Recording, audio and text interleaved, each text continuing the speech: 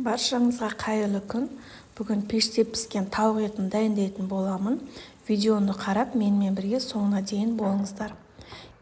Ең алдымен көкөністерімізді дайындап алатын боламыз. Мен картошка, қызанақ, болгар бұрышы, пияз, сарымсақ қостым. Басқа да түрлерін қолдана берсеңіздер болады. Ең алдымен картошкаларымызды осылай майдағылып турап аламыз. Барлық заттар тізімін описание бөліміне жазып қоямын. Сол жерден қарап көрсеңіздер болады. Турап болған заттарымызды бірден осылай пешке салатын ыдысымызға сала береміз. Одан кейін болгарский перецімізді де осылай ірілеп турап аламыз.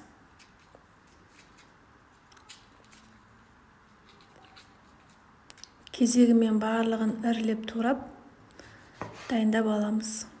Қызанағымызды да осылай ірі ғып тураймыз.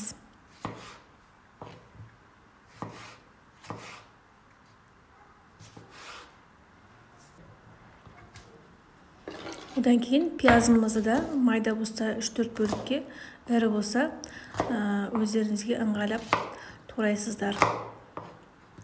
Мен пияздарым майда болғаннан кейін 4-ке бөліп алдым. Осылай барлығын қосып болғаннан кейін сарымсағымызды да майдарақ қып турап аламыз.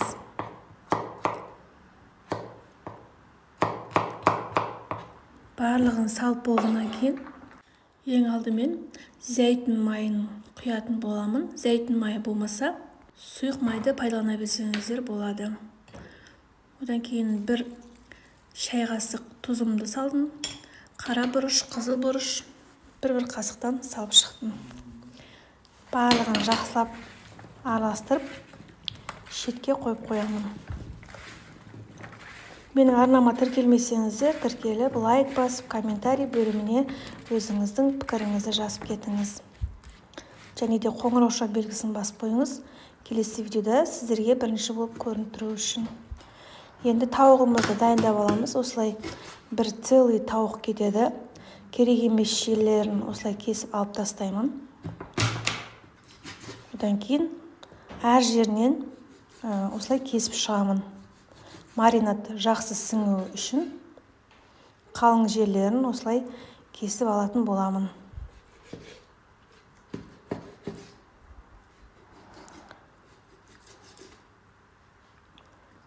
Алел тауығы менде халал тауық.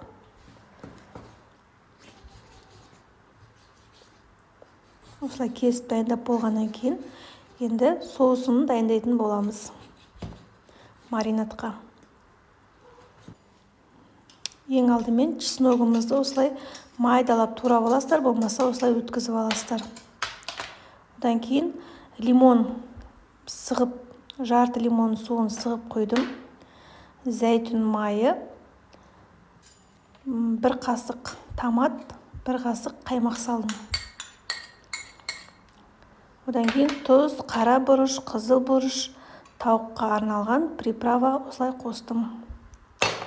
Жақсылап барлығын араластырып болғаннан кейін тауығымызға жаға береміз. Ақ кетпеш үшін осылай шұңғылдау тарелкаға ауыстырып алдым. 1 тегіс қып барлық жеріне жағып шығатын боламыз. Менің арнамда бұдан да басқа ыстық тағамдар, салаттар, торттар, пирожныйлар бар. Кіріп көрсеңіздер болады.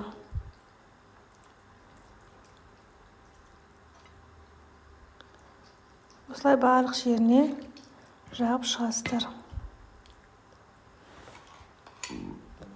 2 бетіне де.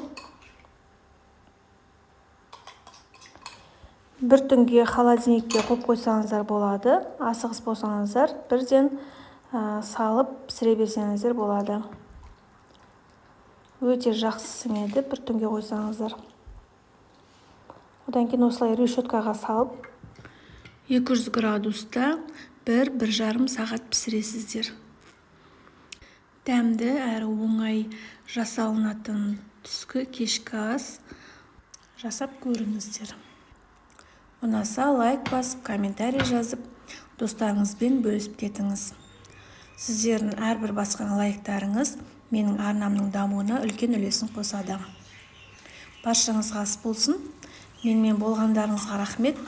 Келесі видеоларда кездескенше сау саламатта болыңыздар.